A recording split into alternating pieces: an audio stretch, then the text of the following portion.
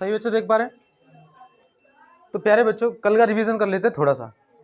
मैंने आपको बताया था कि जब सॉलिड गैस में चेंज होता है तो इस प्रोसेस को क्या कहते हैं? सॉलिड गैस में चेंज हो रहा है तो इस प्रोसेस को सब्लिमेशन कहते हैं। क्या कहते हैं? सब्लिमेशन। हमने कपूर का एग्जांपल लिया था, याद है ना? ठीक है। गैस से सॉलिड में चेंज होने की प्रोसेस को डिपोजिशन। वो जो कॉटन प्लग था उस पर फिर से वो जो आया था उसकी वेपर्स, कैम्फर की जो कपूर होता है उसकी वेपर्स जो आई थी फिर से डिपॉजिट हो गई थी, तो गैस फिर से सॉलिड में बदला था, तो उस प्रोसेस को हम क्या बोलते हैं? डिपोजिशन। गैस से सॉलिड डिपोजिशन। गैस से सॉलिड प्रोसेस को क्या कहते हैं? डिपोजिशन। अच्छा एक बात बताइए, गैस अगर लिक्विड में बदल जाए तो क्या होता है? नहीं, गलत जवाब दे रहे हो भाई, रिवीजन करके आए थे। कंडेंसेशन। कंडेंसेशन। मैंने आपको बताया था कि भैया बोतल रखी हुई है ना, बोतल पर ठंडी ठंडी वो जो बूंदें हैं ठंडी सतह से जब कांटेक्ट में आती हैं तो छोटी छोटी बूंदें जम जाती है, और वो जो बूंदें हैं उस प्रोसेस को क्या बोलते हैं? कंडेंसेशन। क्या बोलते हैं? हाँ बेटा इधर जाना है। कंडेंसेशन। क्या? कंडेंसेशन। तो मेरे प्यारे बच्चों हमने देखा कि जब गैस लिक्विड में बदलती है तो इस प्रोसेस को क्या बोलते हैं? कंडेंसेशन। यही रीजन था क्योंकि भैया वो बोतल के ऊपर जो है छोटी छोटी बूंदें जम जाती थी। अब बताइए लिक्विड अगर गैस में बदलता है तो क्या कहते हैं? रिवीजन करके ही नहीं आए हो आप। लिक्विड जब गैस में बदलता है तो वेपराइजेशन। क्या? वेपराइजेशन। क्या होता है? वेपराइजेशन। अच्छा एक और बात, सॉलिड से लिक्विड में जाने वाली प्रोसेस, अरे सॉलिड से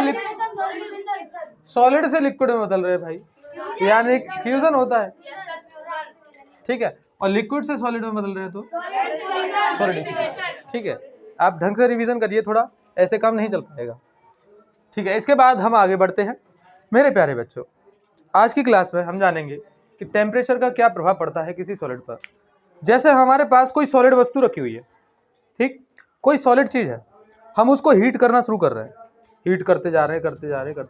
मैंने आपको सॉलिड में ये पढ़ाया था कि उसके आसपास के जो मॉलिक्यूल्स होते हैं आपस में जो बहुत सारे कणों से मिलकर बना है, तो बहुत सारे जो कण हैं उसके एक आपस में इंटरमॉलिक्यूलर फोर्स से खींचे रहते हैं, एक अट्रैक्शन फोर्स ऑफ अट्रैक्शन से मजबूती से एक दूसरे को जकड़े हुए रहते हैं किसी भी सॉलिड में। जैसे ही हमने उसको हीट करना शुरू किया उनका जो फोर्स है वो ढीला पड़ना शुरू हो जाता है, वो अपनी ही जगह पे वाइब्रेट करना शुरू हो जाते हैं, अपनी जगह पे मूव करना शुरू हो जाते हैं। जैसे जैसे हम हीट देते जाएंगे उनका जो फोर्स ऑफ अट्रैक्शन है वो ढीला पड़ता जाएगा, और ढीला पड़ता जाएगा तो वो सॉलिड अवस्था को छोड़ करके लिक्विड में आते जाएंगे। आप बात को समझ रहे हैं? जैसे जैसे हम किसी सॉलिड को हीट करते जाएंगे उनके बीच में जो लगने वाला फोर्स ऑफ अट्रैक्शन है वो ढीला पड़ता जाएगा, और वो कैसा स्टेट में आ जाएगा? फिर लिक्विड स्टेट में। आप बात को समझ रहे हैं? वो धीमे धीमे पिघलता हुआ जाएगा। आप देखते हो जैसे लोहा है, लोहे को बहुत ज़्यादा हीट करने पर वो लिक्विड फॉर्म में आ जाता है, आपको पता है? तो आप समझो लिक्विड फॉर्म में क्यों आ जाता है, क्योंकि वो जो फोर्स ऑफ अट्रैक्शन था उनके मॉलिक्यूल्स के बीच का वो कम हो गया, उसके जो पार्टिकल्स है वो मूव करने लगे, वाइब्रेट करने लगे, काइनेटिक एनर्जी आ जाती है उनके अंदर। तो मेरे प्यारे बच्चों जिस टेम्परेचर पर कोई भी सॉलिड लिक्विड फॉर्म में आता है एटमॉस्फेरिक प्रेशर पर, यानी कि इस वायुमंडल दाब पर, तो उस पॉइंट को, उस टेम्परेचर को, जिस टेम्परेचर पर ऐसा हो रहा है उसको बोलते हैं मेल्टिंग पॉइंट। क्या बोलते हैं? मेल्टिंग पॉइंट, गलनांक। एक बार इसको रीड करते हैं। The minimum temperature at which solid melts to become a liquid. जो सॉलिड है वो लिक्विड बन जाता है उस टेम्परेचर पर, उस टेम्परेचर को क्या कहते हैं? Melting point. सॉलिड जिस टेम्परेचर पर लिक्विड बनता है एटमॉस्फेरिक प्रेशर में, उस टेम्परेचर को क्या बोलते हैं? Melting point. क्या बोलते हैं? हिंदी में गलनांक। हिंदी में गलनांक। बात समझ में आई आपको? क्या बोलते हैं? मेल्टिंग, गलनांक। आगे आप एक बात देखिएगा, जैसे मैं आपको एक बात बताऊं, जैसे हमारे पास है बर्फ, क्या बर्फ का एक क्यूब रखा हुआ है हमारे पास। आप सब बच्चे ध्यान से समझेंगे। एक क्यूब रखा हुआ है, इसका हमने टेम्परेचर नापा, इसका 0 डिग्री सेल्सियस बता रहा है, कितना 0 डिग्री सेल्सियस। अब जस्ट ये पिघल गया, जस्ट पिघला ये, ठीक है, तो पिघल गया तो मतलब लिक्विड के फॉर्म में फैल जाएगा। फिर जब जस्ट ये पिघला तब भी हमने इसका टेम्परेचर नापा, तो तब भी वो बेटा 0 डिग्री सेल्सियस। यहां पर भी 0 डिग्री सेल्सियस था, यहां पर भी 0 डिग्री सेल्सियस था। आप ये मान के चलिए हमने इसको हीट करना शुरू कर दिया, ठीक है, आप ये सोच के चलो कि हमने इसको क्या किया, हीट, आग लगा दी नीचे। ये बर्तन में रखा था, किसी बर्तन में रखा था, हमने हीट लगा दी, आइस क्यूब था, वो पिघल जाएगा। फिर हमने देखा कि उसके बाद भी, इसका पिघलने के बाद भी टेम्परेचर कितना है, 0 डिग्री सेल्सियस। अब जो हमने हीट दी वो कहाँ गई, टेम्परेचर तो सेम था। तो मेरे प्यारे बच्चों, इन दोनों का टेम्परेचर मेजर करने पर तो सेम है, लेकिन जो हीट दी वो कहाँ चली गई, तो जो वो हीट थी वो इसकी स्टेट चेंज करने में लग गई। हीट कहाँ चली गई, वो स्टेट चेंज। सॉलिड से लिक्विड बन गया ना, सॉलिड से लिक्विड बना, इसका फोर्स ऑफ अट्रैक्शन था, वो टूटा, पिघला, है ना, तो तब भी 0 डिग्री सेल्सियस था, अब भी 0 डिग्री सेल्सियस है, लेकिन जो हीट देते गए थे हम, देने में लग गई, इसको स्टेट चेंज करने में लग गई। किस में लग गई, स्टेट चेंज करने में।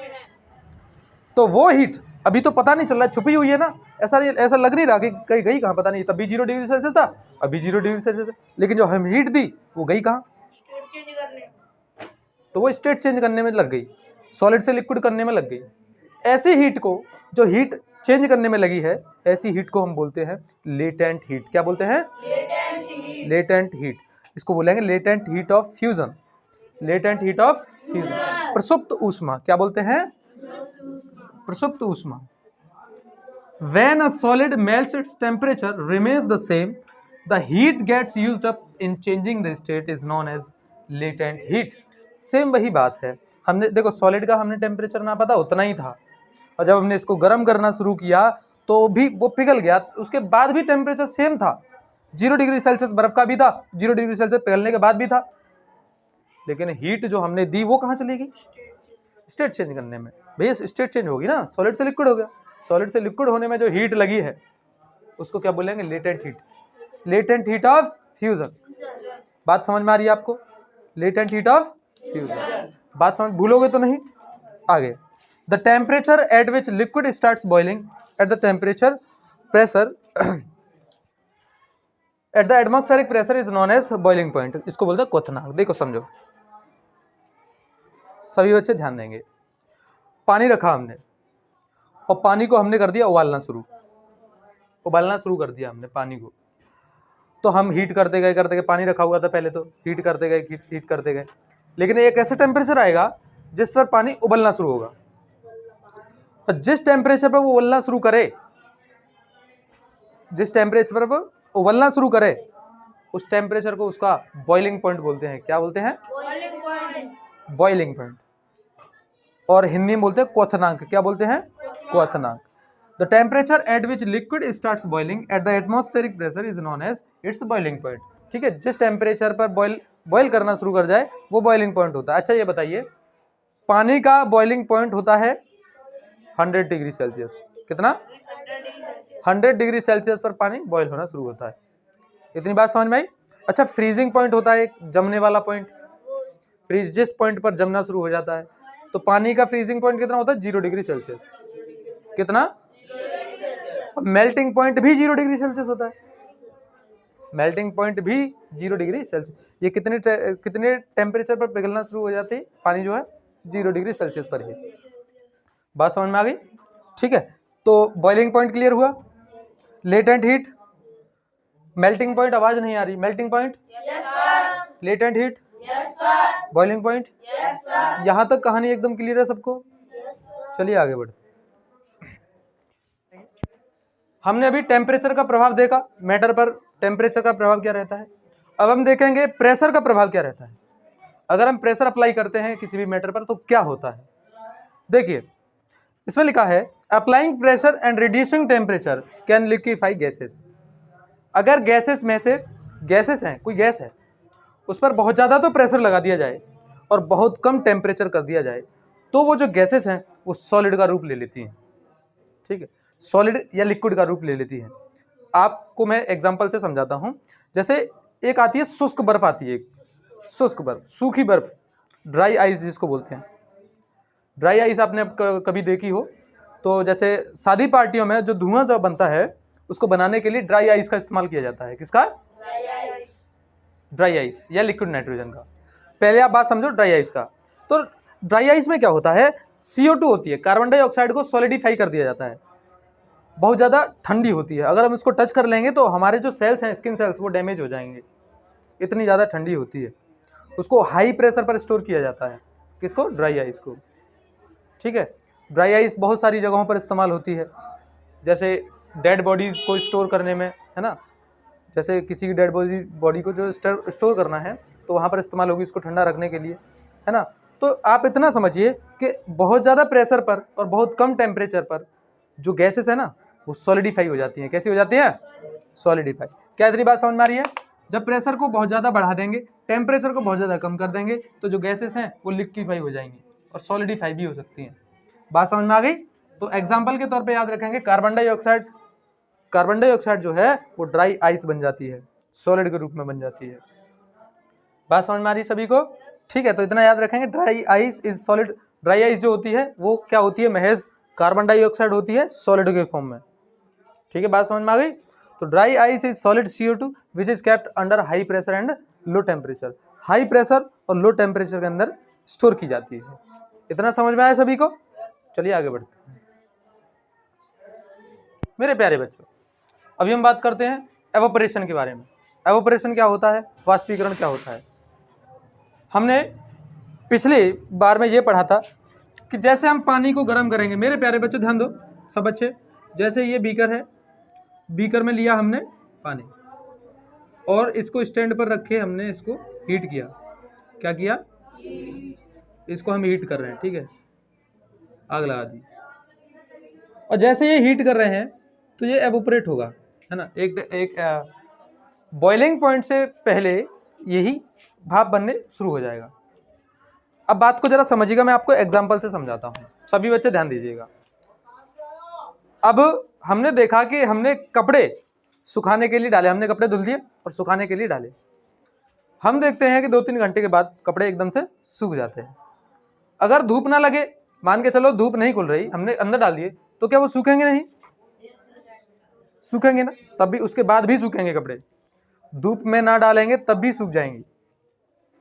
तो याद रखना, किसी भी टेम्परेचर पर पानी एवोपरेट होता रहता है, पानी एवोपरेट होता रहता है, ठीक है। किसी भी टेम्परेचर 0 डिग्री सेल्सियस से पहले। यानी कहने का मतलब यह है, एक और एग्जांपल से मैं आपको बताता हूं। जैसे कटोरी में हमने पानी भर के रख दिया, एक कटोरी ली, उसमें पानी लिया और हमने भर के रख दिया, ठीक है। 2-3 दिन तक रखा रहने दिया, 2-3 दिन, 4 दिन हो गए। फिर तुम उस कटोरी को देखोगे ना तो क्या आपको उसमें पानी दिखेगा? पानी गायब हो जाएगा। हमने तो उसको गर्म भी नहीं किया, ना उसको धूप में दिखाया, वो तो बंद कमरे में था, पानी कहाँ गया? पानी प्यारे बच्चों एवोपरेट हो गया। पानी क्या हो गया? एवोपरेट। पानी जो है भाप बन के उड़ गया बिना गर्म किए। देखो, हमने ना तो धूप दिखाई ना ही गर्म किया, तभी वो एवोपरेट हो गया। तो याद रखना, बॉइलिंग पॉइंट से कम टेम्परेचर पर पानी का वेपर बनना एवोपरेशन कहलाता है। क्या कहलाता है? एवोपरेशन। वाष्पीकरण क्या कहलाता है? पानी का या किसी भी लिक्विड का, किसी भी लिक्विड का। और याद रखना, एक बार इसको रीड करो। The phenomenon of change of liquid into vapours at any temperature below its boiling point is called evaporation. Boiling point से पहले ही किसी भी टेम्परेचर पर पानी अगर वेपर की फॉर्म में आ जाए, उस चीज को हम एवोपरेशन कहते हैं। इस घटना को क्या कहते हैं? एवोपरेशन। और अच्छे से समझिएगा बेटा। और जब भी एवोपरेशन होता है ना तो ठंडक महसूस होती है। मैं आपको एक एक करके एग्जांपल से समझाता हूँ। जैसे मान के चलो, मैंने अपने हाथ पर थोड़ा सा पानी लिया, ठीक है, थोड़ा सा पानी लिया और मैंने थोड़ा रखा रहने दिया। सब बच्चे ध्यान से समझेंगे। अब वो एवोपरेट होना शुरू होगा, भाप बन के उड़ना शुरू होगा। एवोपरेशन की प्रोसेस में जो मॉलिक्यूल्स है वो अपनी हीट लॉस्ट कर देते हैं, अपनी एनर्जी लूज कर देते थे, अपनी एनर्जी को कम कर देते हैं। तो एवोपरेशन के दौरान जो एनर्जी कम हुई थी उस एनर्जी को वापस से रीगेन करने के लिए वो अपनी सराउंडिंग से एनर्जी लेते हैं। सराउंडिंग से एनर्जी जब लेते हैं तो सराउंडिंग हो जाता है ठंडा। कैसा हो जाता है? ठंडा।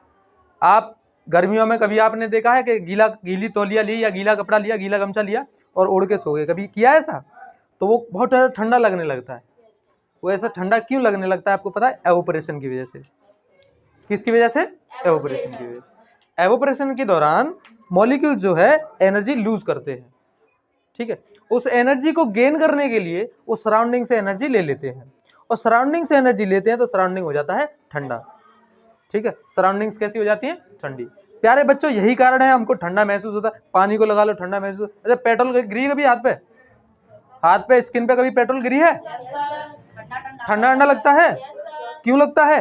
एवोपरेशन की वजह से। कभी सेंट लगाया? सेंट, इत्र, स्प्रे, जब कभी आपने सेंट लगाया होगा तो स्किन पर पड़ता है तो कैसा लगता है? क्यों लगता है बताओ? एवोपरेशन की वजह से। क्योंकि जब मॉलिक्यूल्स एवोपरेट होते हैं वो अपनी एनर्जी लूज करते हैं। एनर्जी को लूज कर, जो एनर्जी लूज हो चुकी है अब रीगेन तो करेगा। रीगेन करने के लिए सराउंडिंग से एनर्जी लेगा, और सराउंडिंग से एनर्जी जैसे ही लेगा और सराउंडिंग हो जाएगी ठंडी। अच्छा, घड़े में ठंडा पानी क्यों हो जाता है? मिट्टी के घड़े में ठंडा पानी हो जाता है, और आप एल्यूमिनियम के किसी भी और बर्तन में रखोगे तो नहीं होगा। स्टील के बर्तन में रखो या फिर आप एल्यूमिनियम के बर्तन में रखो तो आपका पानी ठंडा नहीं होगा, और जैसे आप मिट्टी के में रखते हो पानी तो वो ठंडा हो जाता है। क्योंकि मिट्टी के घड़े में होते हैं छोटे छोटे छेद, बहुत छोटे छोटे महीन छेद, जिनके थ्रू एवोपरेशन होता रहता है। पानी का एवोपरेशन हो रहा है, एवोपरेशन हो रहा है तो वो अपनी एनर्जी लूज करेंगे। वो एनर्जी को रीगेन करने के लिए वो सराउंडिंग से एनर्जी लेंगे, और सराउंडिंग से एनर्जी लेंगे तो सराउंडिंग्स कैसा हो जाएगा? ठंडा हो जाएगा। कैसा हो जाएगा बेटा? क्या बात को समझ रहे हो? इसी वजह से घड़े में पानी ठंडा होता है। इसी वजह से हमारे हाथ पे पेट्रोल गिर जाए, हमारे हाथ पर, आपने कभी वो लगाया है सैनिटाइजर? सैनिटाइजर ठंडा ठंडा लगता है। सेंट लगाया है कभी? नेल पॉलिश, लड़कियों, गर्ल्स नेल पॉलिश लगाते तो ठंडा ठंडा महसूस होता है कि नहीं? क्यों होता है बताओ? एवोपरेशन की वजह से। किसकी वजह से? एवोपरेशन। क्या इतनी बात समझ में आ रही? ठीक है। तो घड़े में ठंडा पानी क्यों होता है ये आप सभी को पता होना चाहिए। एवोपरेशन की वजह से ही कूलिंग होती है। कूलर की जो ठंडी हवा आती है उसका भी रीजन क्या है? एवोपरेशन। बात समझ में आ रही है? ठीक है। तो एवोपरेशन की वजह से ठंडक इसीलिए होती है। चलिए इसको उतार लीजिए।